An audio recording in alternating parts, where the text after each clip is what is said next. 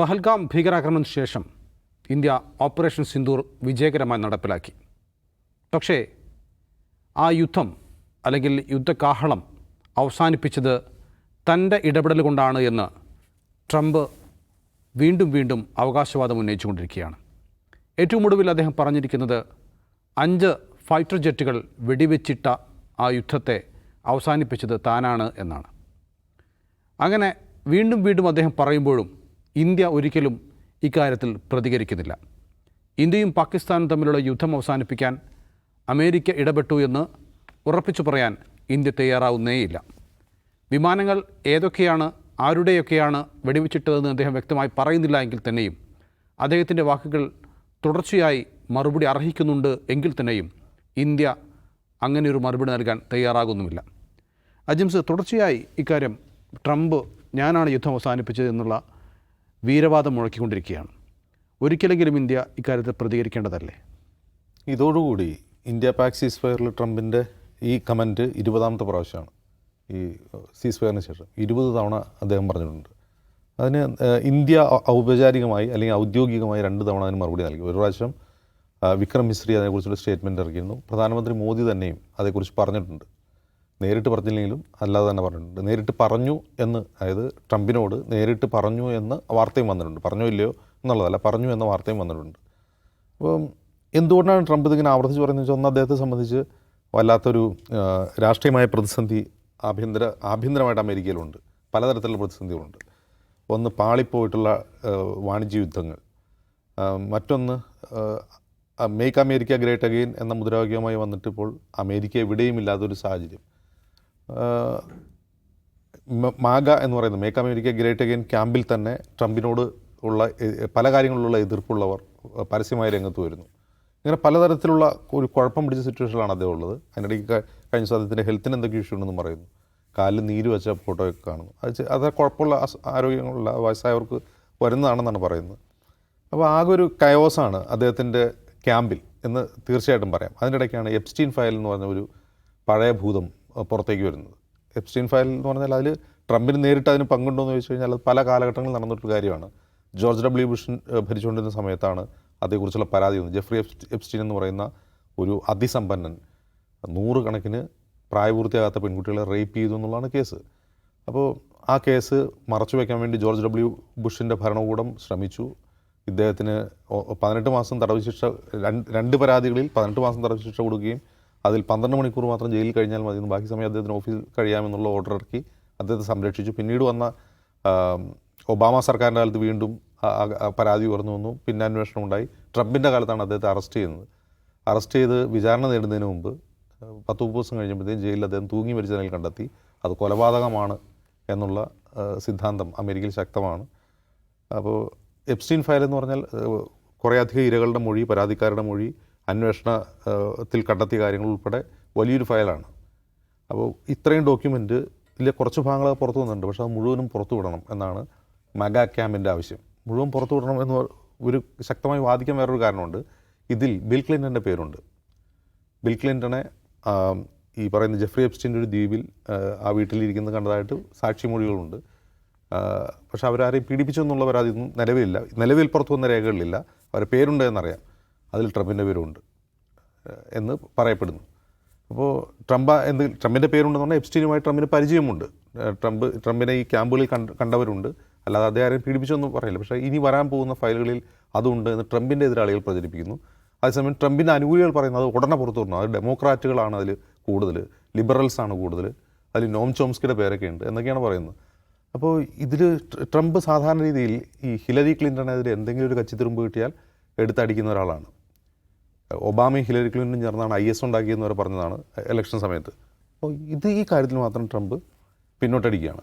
അതല്ല, അത് നോൺസെൻസാണ്, സ്റ്റുപ്പിഡിറ്റി ആണെന്നൊക്കെ അദ്ദേഹത്തിൻ്റെ ആൾക്കാരോട് തന്നെ അയാൾ പറയുകയാണ്. അതൊരു സ്മോക്ക് ഗൺ മാത്രമാണ്, പുകയാണ് മൊത്തം എന്നൊക്കെ പറഞ്ഞ് ഒഴിഞ്ഞു മാറാണ്.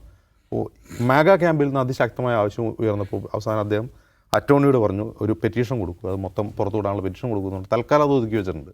പക്ഷേ ട്രംപ് എന്തോ ഭയക്കുന്നുണ്ട് എന്ന് അദ്ദേഹത്തിൻ്റെ ബോഡി ലാംഗ്വേജിൽ നിന്നും സംസാരങ്ങളിൽ, അതിന് ഇവേസീവായിട്ട് നിൽക്കുന്ന ആ ഒരു ബോഡി ലാംഗ്വേജിൽ നിന്ന് തന്നെ മനസ്സിലാവും അദ്ദേഹം എന്തോ ഭയക്കുന്നുണ്ട് അത് പുറത്തു വരുന്നത് എന്നുണ്ട്. ഇങ്ങനെയുള്ള ഈ കയോസിൻ്റെ ഇടയ്ക്കാണ് ഈ കാര്യങ്ങൾ ഇദ്ദേഹം ഇത് ആവർത്തിച്ചുകൊണ്ടേയിരിക്കുന്നത്. ഇത് ഒരു പക്ഷേ ശ്രദ്ധ തെറ്റിക്കാനോ അല്ലെങ്കിൽ വേറൊരു വിവാദ വിഷയം എടുത്തിടാനോ അല്ലെങ്കിൽ സ്വയം ബൂസ്റ്റ് ചെയ്യാനൊക്കെ ആയിരിക്കാം. പക്ഷേ ഇതിൻ്റെ ഒരു പ്രശ്നം എന്താണെന്ന് വെച്ചാൽ അദ്ദേഹം പറയുന്നത് എന്ത് ഉദ്ദേശത്തോടാണെങ്കിലും അതിൻ്റെ ഒരു പരിണിത ഫലം എന്ന് പറയുന്നത് കശ്മീരിനെ ഒരു അന്താരാഷ്ട്ര വിഷയമാക്കി നിലനിർത്തുകയാണ് ട്രംപ് ചെയ്യുന്നത്. അത് ആരുടെ താല്പര്യമാണ്? അത് പാകിസ്ഥാൻ്റെ താല്പര്യമാണ്. നമുക്കറിയാം, ഇപ്പോൾ ഓപ്പറേഷൻ സിന്ദൂറിന് ശേഷം അവരുടെ സൈനിക മേധാവിയെ വൈറ്റ് ഹൗസിൽ കൊടുത്ത് വിരുന്ന് ഒരുക്കി കൊടുത്ത് നമ്മൾ കണ്ടതാണ്. മാത്രവുമല്ല, ഈ വിഷയത്തിൽ, ഈ സീസ്ഫയർ വിഷയത്തിൽ പാകിസ്ഥാൻ സ്വീകരിക്കുന്ന നിലപാട് അമേരിക്ക ഇടപെട്ടു എന്ന് തന്നെയാണ് അവർ പറഞ്ഞുകൊണ്ടിരിക്കുന്നത്. അമേരിക്ക ഇടപെട്ടു എന്നുള്ള അമേരിക്കയുടെ ഡിപ്ലോമാറ്റിക് പവറിനെ പിന്തുണയ്ക്കുന്ന നിലപാടാണ് പാകിസ്ഥാൻ സ്വീകരിക്കുന്നത്. ഡിപ്ലോമാറ്റിക്കലി ഇന്ത്യക്ക് അത് തിരിച്ചടിയാണ്. ഇനിയും അദ്ദേഹം അത് പറഞ്ഞുകൊണ്ടിരിക്കുകയാണെങ്കിൽ അത് തിരിച്ചടിയാണ്. കാരണം കശ്മീർ എപ്പോഴും ഒരു ഇൻ്റർനാഷണൽ വിഷയമായി, ഒരു ബൈലാറ്ററൽ വിഷയം എന്നതിനപ്പുറം, ഇരു രാജ്യങ്ങൾക്കിടയിലും ചർച്ച ചെയ്ത് പരിഹരിക്കേണ്ട വിഷയം എന്നതിനപ്പുറം ഒരു അന്താരാഷ്ട്ര വിഷയമാക്കി നിലനിർത്തുകയാണ് ട്രംപ്. അദ്ദേഹം പറയുന്നത് വിടുവായത്തമാണോ അല്ലെങ്കിൽ ബോസ്റ്റ് ചെയ്യുന്നതാണോ, എന്തായാലും അതിൻ്റെ പരിണിത ഫലം അതാണ്. ഇതിനെ നമ്മൾ വായിക്കേണ്ടത് വേറൊരു കോണ്ടെക്സ്റ്റിൽ കൂടിയാണ്. ഇപ്പോൾ മൂന്നാമത്തെ മോദി സർക്കാരാണ്. ഈ മോദി സർക്കാർ, ഇനിയൊരു മോദി സർക്കാർ ഉണ്ടാവുമോ? 75 വയസ്സായ അദ്ദേഹത്തിന്. ഇനി അടുത്ത ലോക്സഭാ തെരഞ്ഞെടുപ്പിൽ അദ്ദേഹമാണോ ഈ NDA ക്യാമ്പിനെ നയിക്കുക എന്നുള്ളതൊന്നും ഇപ്പോഴും അവ്യക്തമാണ്. കഴിഞ്ഞ ദിവസം ഒരു BJP നേതാവിൻ്റെ ഒരു ബൈറ്റിൽ അദ്ദേഹം പറയുന്നത്, മോദി ഇല്ലായിരുന്നെങ്കിൽ NDAക്ക് 130 സീറ്റ് പോലും കിട്ടില്ലായിരുന്നു. അദ്ദേഹം മോദിയെ ബോസ്റ്റ് ചെയ്യാൻ വേണ്ടി പറയുന്നതാണ്. മോദി തന്നെയാണ് ഞങ്ങളുടെ ലീഡർ. ഈ കഴിഞ്ഞ തെരഞ്ഞെടുപ്പിൽ മോദി ഇല്ലായിരുന്നെങ്കിൽ ഞങ്ങൾക്ക് 130 സീറ്റ് പോലും കിട്ടില്ലായിരുന്നു. അതുകൊണ്ട് മോദിയാണ് ഞങ്ങൾക്ക് സീറ്റ് കിട്ടി തരുന്നത്. അത് അടുത്ത തെരഞ്ഞെടുപ്പിലും 2029 തെരഞ്ഞെടുപ്പിലും മോദി തന്നെയായിരിക്കും നയിക്കുക എന്നാണ് പറയുന്നത്. ഇങ്ങനെ പറയുമ്പോഴാണ് റാം മാധവിൻ്റെ ഒരു പുസ്തകം കഴിഞ്ഞ ദിവസം ഇറങ്ങുന്നത്. റാം മാധവ് ഈ പറയുന്ന കഴിഞ്ഞ 11 വർഷത്തെ മോദി ഭരണകാലത്തെയും ഇതിനു മുമ്പുള്ള കോൺഗ്രസ് സർക്കാരുകളെയും വിശദമായി താരതമ്യം ചെയ്യുന്നുണ്ട്. ആ താരതമ്യം ചെയ്യുന്നതിൽ അദ്ദേഹം നെഹ്റുവിൻ്റെ കാലത്ത്, സാധാരണ രീതിയിൽ BJP നേതാക്കന്മാർ പറയുന്ന തരത്തിൽ നെഹ്റുവിൻ്റെ കാലത്ത് നെഹ്റുവാണ് എല്ലാത്തിനും ഉത്തരവാദി എന്ന രീതിയിലല്ല അദ്ദേഹം കാണുന്നത്. എങ്ങനെയാണ് ഇന്ത്യ ഒരു ഗ്ലോബൽ പവർ ആയത്? അതിന് നെഹ്റു നൽകിയ സംഭാവന എന്താണ്? ഇന്ദിരാഗാന്ധിയും രാജീവ് ഗാന്ധിയും നൽകിയ സംഭാവന എന്താണ്? PV നരസിംഹറാവു നൽകിയ സംഭാവന എന്താണ്? എന്നിങ്ങനെ അക്കമിട്ട് പറയുകയാണ്. എങ്ങനെയാണ് നമ്മളൊരു ഗ്ലോബൽ പവറിലേക്ക് കുതിച്ചത്? ഇദ്ദേഹം ഈ പറയുന്ന കാര്യങ്ങളിലൊന്നും മോദിയുടെ ഒരു അച്ചീവ്മെൻറ്റ് ഈ പുസ്തകത്തിൽ എടുത്തു പറയുന്നില്ല. ഞാൻ ഈ പുസ്തകം കണ്ടിട്ടില്ല, പുസ്തകത്തെക്കുറിച്ചൊരു വിശകലനം വായിച്ചതാണ്. ആ പുസ്തകത്തിൽ മോദിയുടെ ഒരു നേട്ടത്തെക്കുറിച്ചും റാം മാധവ് പറയുന്നില്ല. ഇത് റാം മാധവ് എന്ന് പറഞ്ഞാൽ RSSൻ്റെ മുതിർന്ന നേതാവാണ്, ഐഡിയോലോഗാണ്. RSS BJPയിലേക്ക് അസൈൻ ചെയ്യപ്പെട്ട സംഘടനാ സെക്രട്ടറി കൂടി ആയി പ്രവർത്തിച്ച ആളാണ്. ഇന്ന് RSSൻ്റെ ഏറ്റവും വലിയ ബുദ്ധിജീവി എന്ന് പറയുന്ന ആളാണ്. അതിൽ പറയുന്ന പ്രധാനപ്പെട്ട കാര്യങ്ങൾ ഏറ്റവും ഊന്നുന്നത് ഇന്ത്യക്ക് ഡിപ്ലോമാറ്റിക്കലി ലഭിക്കുന്ന തിരിച്ചടികളെക്കുറിച്ചാണ്. പ്രത്യേകിച്ചും ഈ നമ്മുടെ നെയ്ബേഴ്സ് എന്ന് പറയുന്ന അയൽ രാജ്യങ്ങളുമായിട്ടുള്ള നമ്മുടെ ബന്ധത്തിൽ വന്നിട്ടുള്ള വീഴ്ചകളെക്കുറിച്ചാണ് ആ പുസ്തകത്തിൽ കീറി മുറിച്ച് പറയുന്നത്. അപ്പോൾ ഒരു വശത്ത് RSS ക്യാമ്പിൽ തന്നെ ഒരു RSS ഐഡിയോലോഗ് തന്നെ മോദിയുടെ ഡിപ്ലോമസിയെക്കുറിച്ച് ക്രിട്ടിക്കലായി വിശകലനം ചെയ്യുന്നു. മറുവശത്ത് ട്രംപ് ഈ പറയുന്ന ഇന്ത്യയുടെ ഏറ്റവും പ്രധാനപ്പെട്ട രാഷ്ട്രീയ വിഷയമായ, അന്താരാഷ്ട്ര രാഷ്ട്രീയ വിഷയമായ കാശ്മീർ വിഷയം നിരന്തരം അന്താരാഷ്ട്ര വേദികളിൽ ഉന്നയിക്കുന്നു. സീസ്ഫയർ ഞാനാണ് നടപ്പാക്കിയെന്ന് പറയുന്നു. അതിന് അന്താരാഷ്ട്രവൽക്കരിക്കുന്നു. ഇവിടെ നമ്മുടെ ഭരണകൂടം മൗനമായി നിൽക്കുകയാണ്. ഒരു ഔപചാരിക പ്രസ്താവനയിൽ അതിനെ റെഫ്യൂട്ട് ചെയ്യുന്നതെന്നല്ലാതെ ആ ഒരു പ്രചാരണത്തെ ചെറുക്കാൻ എന്ത് ചെയ്യാൻ കഴിയും എന്നുള്ളൊരു പ്രശ്നമുണ്ട്. ഇത് മോദി സർക്കാരിനെ മാത്രം ബാധിക്കുന്ന വിഷയമല്ല. ഇനിയിപ്പം മറ്റൊരു സർക്കാർ വരുവാണെന്ന് തന്നെ ഇരിക്കട്ടെ, ഇതിങ്ങനെ അന്താരാഷ്ട്രവൽക്കരിക്കുന്ന ഇന്ത്യൻ താല്പര്യങ്ങൾക്ക് വിരുദ്ധമാണ്. അത് ഇന്ത്യക്ക് തന്നെ, ഒരു രാജ്യം എന്ന നിലയിൽ ഇന്ത്യക്ക് തന്നെ അത് പ്രശ്നമാണ്. എന്നിരിക്കെ അതിനെ ഡിപ്ലോമാറ്റിക്കലി ചെറുക്കാൻ പോലും കഴിയാതെ, ഒന്നും മിണ്ടാതിരിക്കൂ എന്ന് ട്രംപിനോട് രഹസ്യമായി ഒരു ബാക്ക് ചാനൽ ഓപ്പറേഷനിലൂടെ പറയാൻ പോലും കഴിയാതെ നിസ്സഹായരായിരിക്കുന്ന ഒരു ഭരണകൂടം ഇന്ത്യയിൽ നമുക്കിപ്പോൾ കാണാൻ കഴിയും. അത് എത്ര പേര് തിരിച്ചറിയുന്നുണ്ട്, അതേക്കുറിച്ച് സംസാരിക്കുന്നുണ്ടെന്നുള്ള വേറൊരു കാര്യം. പക്ഷെ അതാണ് നിലവിൽ കാണുന്ന അവസ്ഥ. അതാണ് അതിൻ്റെ ഒരു പ്രശ്നം. ഒരു ഭാഗത്ത് വിദേശ രാജ്യങ്ങളിലേക്ക് ഇന്ത്യ ജനപ്രതിനിധികളെ അയക്കുന്നു. അവിടെ പോയി അവർ ഇന്ത്യ എന്താണ് പഹൽഗാമിൽ ചെയ്തത് എന്ന് പ്രത്യേകമായി അവരെയൊക്കെ ധരിപ്പിക്കുന്നു. അങ്ങനെ വളരെ വിശദമായി, വളരെ ദീർഘമായ ഇത്തരം സന്ദർശനങ്ങൾ നടന്നു. അതിനുശേഷവും ട്രംപ് ഇങ്ങനെയാണ് പറയുന്നത്. അപ്പോൾ ഇന്ത്യയുടെ ഡിപ്ലോമാറ്റിക് നയങ്ങൾക്ക് അല്ലെങ്കിൽ രീതികൾക്ക് എന്തോ കാര്യമായ പ്രശ്നമുണ്ട് എന്നാണ് സൂചിപ്പിക്കുന്നത്. അല്ല, ആ സന്ദർശനം വലിയൊരു ഫ്ലോപ്പായിരുന്നു എന്ന് ആ ദിവസങ്ങളിൽ തന്നെ തെളിയിക്കപ്പെട്ടാണ്. കാരണം ആ സന്ദർശനം നടന്നുകൊണ്ടിരിക്കുക തന്നെയാണ് പാകിസ്ഥാനെ ലോകത്തെ പ്രധാനപ്പെട്ട UN-ൻ്റെ 2 പ്രധാനപ്പെട്ട ആൻറ്റി ടെററിസം സെല്ലുകളുടെ ഒന്നിൻ്റെ ചെയർമാൻ പദവിയും ചെയർ പദവിയും മറ്റൊന്നിൻ്റെ ചെയർ പദവിയും കൊടുക്കുന്നത്. ഈ പറയുന്ന ഇദ്ദേഹത്തെ ആസിം മുനീർ എന്ന് പറയുന്ന പാകിസ്ഥാൻ്റെ പട്ടാള മേധാവിയെ ഇദ്ദേഹം വിരുന്നിന് ക്ഷണിക്കുന്നതൊക്കെ ഈ സമയത്താണ്. അപ്പോൾ എന്താണ് ഇവരുടെ യാത്ര കൊണ്ടുണ്ടായെന്ന ചോദ്യം അവിടെയുണ്ട്. പക്ഷേ ഇതിലിപ്പോൾ ട്രംപ്, അജിം സ്വർണ്ണ പ്രകാരം 20ാമത്തെ തവണയാണ് ഈ സംഗതി പറയുന്നത്. ഇങ്ങനെ ട്രംപ് ഇങ്ങനെ പറഞ്ഞുകൊണ്ടിരിക്കുമ്പോൾ അതിലൊരു ഇന്ത്യയിലെ ജനങ്ങളോട് അത് വ്യക്തത വരുത്തേണ്ട ഉത്തരവാദിത്വം സർക്കാരിനില്ലേ? ഇപ്പോൾ എത്ര കാലമായി നിങ്ങളൊരു ഓൾ പാർട്ടി മീറ്റിംഗ്, പ്രധാനമന്ത്രി പങ്കെടുക്കുന്ന ഒരു ഓൾ പാർട്ടി മീറ്റിംഗ് വിളിക്കൂ എന്ന് രാഹുൽ ഗാന്ധി ആവശ്യപ്പെടുന്നു, പ്രതിപക്ഷം ആവശ്യപ്പെടുന്നു, പ്രത്യേക പാർലമെൻറ്റ് സെഷൻ വിളിക്കൂ എന്നാവശ്യപ്പെടുന്നു. അതിനോടൊന്നും ഇവർ പ്രതികരിക്കുന്നില്ലല്ലോ. രാജ്യം ഗുരുതരമായ ഒരു പ്രതിസന്ധിയെ, പുറം ശക്തിയുടെ ആക്രമണത്തെ, പുറം ശക്തി ഗൂഢാലോചന നടത്തിയെന്ന് പറയുന്ന ആക്രമണം, അതാണല്ലോ ഈ പെഹൽഗാം ആക്രമണം. ഇന്ത്യ എന്നുവെച്ചാൽ പാകിസ്ഥാനിൽ ആസൂത്രണം ചെയ്യപ്പെട്ട ആക്രമണം എന്നുള്ളതാണ് ഇന്ത്യയുടെ നിലപാട്. അതുകൊണ്ടാണ് നമ്മൾ പാകിസ്ഥാനെ ആക്രമിച്ചത്. അപ്പോൾ അങ്ങനത്തെ ഒരു വൈദേശിക വെല്ലുവിളി നേരിടുന്ന സമയത്ത് സർവകക്ഷി യോഗം വിളിക്കുക, പാർലമെൻറ്റ് പ്രത്യേക സെഷൻ വിളിക്കുക എന്നൊക്കെ പറയുന്നത് രാജ്യത്തെ കൂടുതൽ കൊഹസീവാക്കുവാൻ, കൂടുതൽ കൂട്ടിയോജിപ്പിക്കാൻ പറ്റുന്ന കാര്യങ്ങളാണ്. പക്ഷേ അതുണ്ടായില്ലെന്ന് മാത്രമല്ല, ഇതുമായി ബന്ധപ്പെട്ട് പുറത്ത് പലതരം വാർത്തകൾ വരുന്നു. വാൾ സ്ട്രീറ്റ് ജേർണൽ വാർത്ത വരുന്നു, ന്യൂയോർക്ക് ടൈംസിൽ വാർത്ത വരുന്നു, ട്രംപ് ചില കാര്യങ്ങൾ പറയുന്നു. ഇതിനൊന്നും കൃത്യമായ മറുപടി നമ്മുടെ ഉത്തരവാദപ്പെട്ട ഡിഫൻസ് മിനിസ്റ്ററോ ഹോം മിനിസ്റ്ററോ പ്രൈം മിനിസ്റ്ററോ ആരും പറയുന്നില്ല. എന്ന് മാത്രമല്ല, അതിൽ ആ ഒരു കാര്യത്തിൽ ഒന്നാമത്തെ കാര്യം എന്ന് വെച്ചാൽ പെഹൽഗാം ആക്രമണം ആരും നടത്തി, അവരെവിടെ എന്നൊരു ചോദ്യമുണ്ടല്ലോ. ഇതുവരെ അതിലെ പ്രതികളെ പിടിച്ചിട്ടില്ല നൗഫൽ, അത് മനസ്സിലാക്കണം. ഇതുവരെ പ്രതികളെ പിടിച്ചിട്ടില്ല. അതെന്തുകൊണ്ടാണ്? എന്തുകൊണ്ട് പ്രതികളെ പിടിക്കുന്നില്ല? ഒരു മലഞ്ചെരുവിൽ എത്തിപ്പെടാൻ പ്രയാസമുള്ള മലഞ്ചെരുവിലാണല്ലോ ഈ ആക്രമണം നടക്കുന്നത്. അവിടെ റോഡ് വഴി വാഹനത്തിലോ വന്ന് അങ്ങനെ ആക്രമണം നടത്തി പോകാൻ പറ്റില്ല. അത്രയും ദുർബലമാണോ ഇന്ത്യയുടെ മിലിറ്ററി എന്ന് പറയുന്നത്, ഇന്ത്യയുടെ ഇൻ്റലിജൻസ് എന്ന് പറയുന്നത്? അവിടെ വരുന്നു, ഒരു ആക്രമണം നടത്തുന്നു, അവരുടെ ലക്ഷ്യം പൂർത്തീകരിക്കുന്നു, അവർ സുരക്ഷിതമായി തിരിച്ചു പോകുന്നു എന്ന് പറഞ്ഞാൽ അതിൻ്റെ അർത്ഥം എന്താണ്? ജമ്മു കാശ്മീരിലാണെങ്കിൽ മൊത്തം ലോ ആൻഡ് ഓർഡർ മുഴുവൻ കേന്ദ്രത്തിൻ്റെ കയ്യിലാണ് നമ്മൾ മനസ്സിലാക്കണം. അവിടുത്തെ സംസ്ഥാന സർക്കാരിന് അതിലൊരു റോള് പോലും ഇല്ല. ലഫ്റ്റനൻറ്റ് ഗവർണറാണ് അതിൻ്റെ ഉത്തരവാദി, ലോ എൻഫോഴ്സ്മെൻറ്റിൻ്റെ ഉത്തരവാദി. അദ്ദേഹം കഴിഞ്ഞ ദിവസം സമ്മതിച്ചല്ലോ. അദ്ദേഹം സമ്മതിച്ചു, വീഴ്ചയുണ്ടായെന്ന് സമ്മതിച്ചു. ഇങ്ങനെയാണോ വേണ്ടത്? ഈ ഇത്രയും ഇന്ത്യ നോക്കൂ, നമ്മളുടെ ഓർമ്മയിലില്ലാത്ത വിധം അതിക്രൂരമായ ഒരു ആക്രമണം നടക്കുന്നു.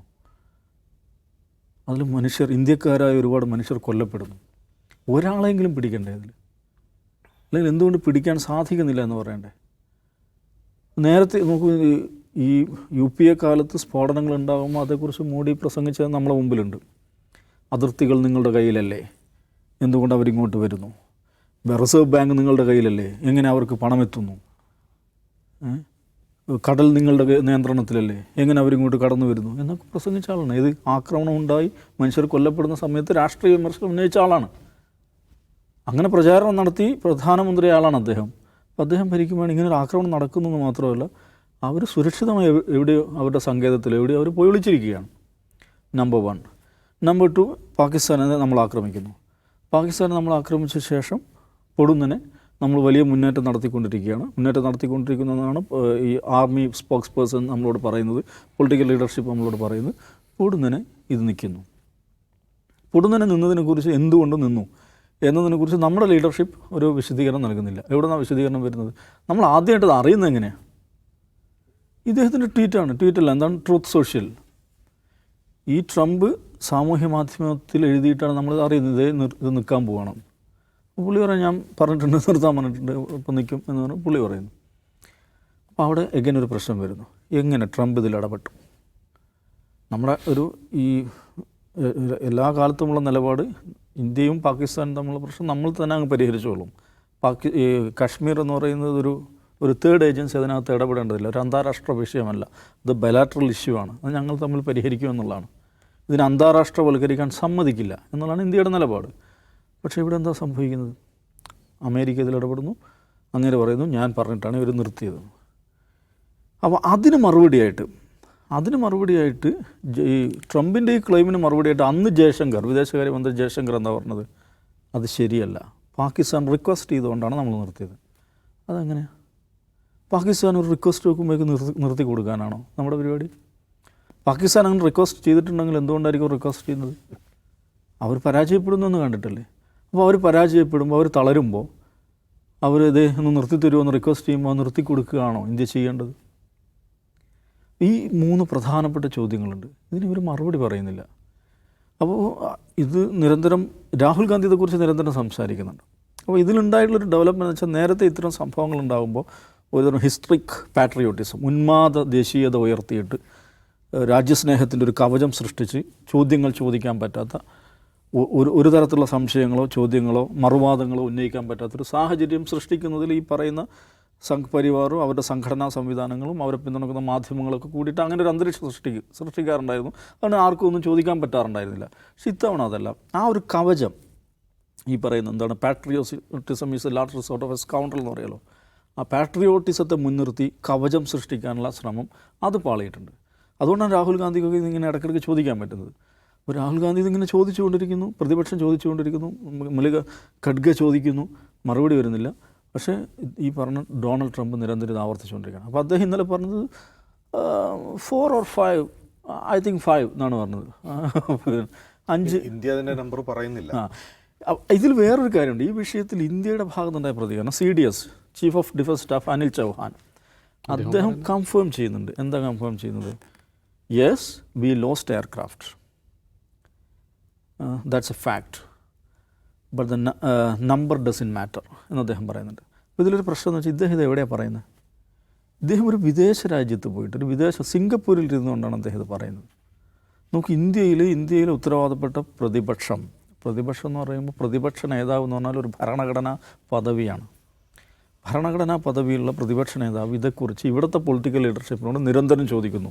ഇത് നമുക്ക് എയർക്രാഫ്റ്റ് നഷ്ടപ്പെട്ടു, നമ്മുടെ വിമാനങ്ങൾ, യുദ്ധവിമാനങ്ങൾ നഷ്ടപ്പെട്ടു എന്ന് ഈ അമേരിക്കൻ പത്രങ്ങളൊക്കെ കാണുന്നു, പലരും അങ്ങനെ പറയുന്നു, എന്താ ഇതിൻ്റെ വാസ്തവം എന്ന് അദ്ദേഹം നിരന്തരം ചോദിച്ചുകൊണ്ടിരിക്കുകയാണ്. അപ്പോൾ അതിന് മറുപടി പറയണ്ടേ? ഡിഫൻസ് മിനിസ്റ്റർ പറയണ്ടേ? അല്ലെങ്കിൽ പ്രൈം മിനിസ്റ്റർ പറയണ്ടേ? അവരാരും ഒന്നും പറയുന്നില്ല. CDS സിംഗപ്പൂരിൽ ഒരു സ്വകാര്യ പരിപാടിയിൽ അവിടെ നിന്നുള്ള ചോദ്യത്തിന് മറുപടിയായിട്ട് പറയുകയാണ് യെസ് വി ലോസ്റ്റ് എയർക്രാഫ്റ്റ്. അപ്പോൾ ഇതിലൊരു പ്രശ്നം എന്ന് വെച്ചാൽ എയർക്രാഫ്റ്റ് എന്ന വാക്കുണ്ടല്ലോ, അത് ഇംഗ്ലീഷ് ഭാഷയിൽ സിംഗുലറായിട്ടും പ്ലൂറലായിട്ടും ഉപയോഗിക്കാമെന്നാണ്. വി ലോസ്റ്റ് എയർക്രാഫ്റ്റ് എന്ന് പറഞ്ഞാൽ നമ്മളെന്താ അതിനെ മനസ്സിലാക്കേണ്ടത്? ഒരു എയർക്രാഫ്റ്റ് നഷ്ടപ്പെട്ടെന്ന് കരുതാം, ഒന്നിലധികം എയർക്രാഫ്റ്റ് നഷ്ടപ്പെട്ടെന്ന് കരുതാം. അദ്ദേഹം that's a fact and number doesn't matter എന്നുകൂടെ അദ്ദേഹം പറയുന്നത്. അപ്പോൾ അവിടെ ഒന്നല്ല എന്ന് ഉറപ്പാണ്, നമ്പർ ഡസൻ മാറ്റർ. അദ്ദേഹം പറയുന്നുണ്ട് റിസൾട്ടാണ് പ്രധാനം. പിന്നെ പറയുന്നുണ്ട് അതെ, നഷ്ടപ്പെട്ടതല്ല പ്രശ്നം, അതിനുശേഷം നമ്മൾ ടാക്ടിക്സിലെടുത്ത മാറ്റങ്ങൾ എന്താണ്, സ്ട്രാറ്റജിയിലെടുത്ത മാറ്റങ്ങൾ അതൊക്കെ ശരി തന്നെ. ഇപ്പോൾ യുദ്ധവിമാനം നഷ്ടപ്പെടുക എന്നൊക്കെയുള്ളത് സംഭവിക്കാമെന്നാണ്. അതുകൊണ്ട് യുദ്ധവിമാനം നഷ്ടപ്പെട്ടതുകൊണ്ട് ഒരു മഹാ അപരാധം സംഭവിച്ചു എന്നുള്ളതല്ല. പക്ഷേ പിന്നെ ഈ ഇത്തരം ഡീറ്റെയിൽ ഒരു യുദ്ധത്തിൻ്റെ സർവ്വ ഡീറ്റെയിലും ജനങ്ങളോട് പറയാനും പറ്റില്ല. പക്ഷേ ഇത് പുറം നാട്ടുകാർ ഇതേക്കുറിച്ച് പറഞ്ഞുകൊണ്ടിരിക്കുകയാണ്. അമേരിക്കൻ പ്രസിഡന്റ് പറയുകയാണ്, അമേരിക്കൻ മാധ്യമങ്ങൾ പറയുകയാണ്, ന്യൂയോർക്ക് ടൈംസ് പറയുകയാണ്, വാൾ സ്ട്രീറ്റ് ജേണൽ പറയുകയാണ്, നമ്മുടെ CDS തന്നെ ഒരു വിദേശ രാജ്യത്ത് പോയിട്ട് പറയുകയാണ്. ഇങ്ങനെയാണോ വേണ്ടത്? രാജ്യനിവാസികളോടുള്ള പ്രാഥമികമായ ഉത്തരവാദിത്വം ഇവിടുത്തെ നമ്മുടെ രാജ്യം നിലനിൽക്കുന്നത് എങ്ങനെയാണ്? ഭരണപക്ഷവും പ്രതിപക്ഷവും ചേർന്ന, അതാണ് നമ്മുടെ ഒരു ഘടന എന്ന് പറയുന്നത്. അപ്പോൾ പ്രതിപക്ഷത്തോട് സംസാരിക്കുന്നില്ല, പാർലമെൻറ്റിനോട് സംസാരിക്കുന്നില്ല, രാജ്യനിവാസികളെ വിശ്വാസത്തിലെടുക്കുന്നില്ല. ഇങ്ങനെയല്ലല്ലോ പോകേണ്ടത്. അപ്പോൾ ഇതെന്തുകൊണ്ടാണ് രാജ്യനിവാസികളെ വിശ്വാസത്തിലെടുക്കാതെ പാർലമെൻറ്റ് സെഷൻ വിളിച്ചു ചേർക്കാതെ ഒളിച്ചു കളിക്കുന്നതെന്ന് വെച്ചാൽ എന്തൊക്കെയോ ഒളിച്ചു കളിക്കാനുണ്ട് എന്നുള്ളതുകൊണ്ടാണ്. മാത്രമല്ല ഇത് മൊത്തം ഈ ഒരു സംഗതി ഡീൽ ചെയ്യുന്നതിൽ നമ്മുടെ ആഭ്യന്തര സുരക്ഷയാണെങ്കിലും അതിനെ തുടർന്നുണ്ടായ നടപടികളാണെങ്കിലും അത് ഡീൽ ചെയ്യുന്നതിൽ അതിനെങ്ങനെയെങ്കിലും പൊളിറ്റിക്കലി എൻഗേജ് ചെയ്യാൻ മാത്രമേ അവർ ശ്രമിക്കുന്നുള്ളൂ, അതേ അറിയുന്നുള്ളൂ. ഇപ്പോൾ നമുക്കറിയാമല്ലോ പുൽവാമ ആക്രമണം ഉണ്ടായതിനു ശേഷം എന്താണ് സംഭവിച്ചത്? പുൽവാമ ആക്രമണം ഉണ്ടായപ്പോൾ അതെങ്ങനെ വോട്ടാക്കി മാറ്റാമെന്നാണ് ശ്രമിക്കുന്നത്. ഇങ്ങനെയല്ല. ഈ രാജ്യസ്നേഹം എന്നുള്ളത്, ദേശത്തിൻ്റെ സുരക്ഷ എന്നുള്ളതൊക്കെ ഒരു പൊളിറ്റിക്കൽ എൻകാഷ്മെൻറ്റിന് വേണ്ടിയിട്ടുള്ള സംഗതി മാത്രമായിട്ട് കാണുകയും യഥാർത്ഥത്തിൽ ഇതൊന്നും നടക്കാതിരിക്കുകയും ചെയ്യുന്നുള്ളൊരു പ്രശ്നമാണ്. ഇതാണ് ചൈനീസ് അതിർത്തിയിൽ നടക്കുന്നത്. നേരത്തെ പറഞ്ഞാൽ നമ്മുടെ അയൽപ്പക്കത്തിൽ സംഭവിച്ചുകൊണ്ടിരിക്കുന്ന എല്ലാ അയൽപ്പക്ക രാജ്യങ്ങളും ഹോസ്റ്റൈലായിക്കൊണ്ടിരിക്കുക എന്ന് പറഞ്ഞാൽ ലോകത്ത് ഒരു രാജ്യത്തിനും ഗുണകരമല്ല. നമ്മളങ്ങനെ ആയിക്കൊണ്ടിരിക്കുകയാണ്. ചിരി പോകുന്ന മാൽഡീവ്സും നേപ്പാളും വരെ ഹോസ്റ്റൈലായിക്കൊണ്ടിരിക്കുന്ന ഒരുപക്ഷെ ഇന്ത്യൻ ഡിപ്ലോമസിയുടെ ചരിത്രത്തിൽ ഒരിക്കലും ഉണ്ടായിട്ടില്ലാത്ത അനുഭവമാണ്. അപ്പോൾ ഇതേക്കുറിച്ചൊക്കെ ഗൗരവമായ ചോദ്യങ്ങൾ ഉന്നയിക്കപ്പെട്ടുകൊണ്ടിരിക്കുന്ന സാഹചര്യമാണ്. അപ്പോൾ ആ ചോദ്യങ്ങളെ വീണ്ടും ശക്തിപ്പെടുത്തുന്നതാണ് ട്രംപിൻ്റെ ഇടപെടൽ എന്നാണ് എനിക്ക് തോന്നുന്നത്. യെസ്, അത് തന്നെയാണ് പറയാനുള്ളത്. ട്രംപിൻ്റെ പ്രസ്താവന അദ്ദേഹം ആവർത്തിച്ചു കൊണ്ടിരിക്കുമ്പോൾ രാജ്യത്ത് വരുന്ന ചോദ്യങ്ങൾക്ക് തീർച്ചയായും സർക്കാർ മറുപടി പറയേണ്ടതുണ്ട്. പ്രതിപക്ഷത്തിൻ്റെ ചോദ്യങ്ങൾ ഇപ്പോഴും തുടർന്നുകൊണ്ടേയിരിക്കുന്നു.